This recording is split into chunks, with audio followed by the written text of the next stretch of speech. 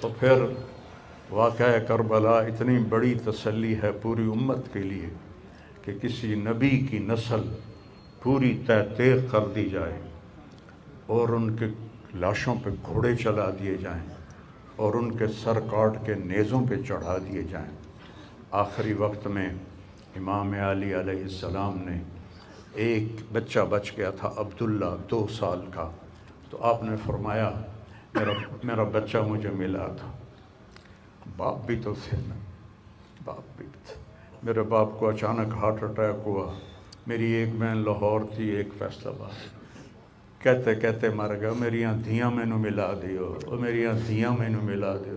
دھیاں بیٹی کہتے ہیں ہماری ضرور نہیں پہنچ سکی، مر گئے۔ تو آپ نے کہا یہ معصوم بچہ ہے، اس کو کوئی کیا کہے گا؟ تو عبداللہ کو لایا گیا اور آپ زخموں سے چور بیٹھے تھے۔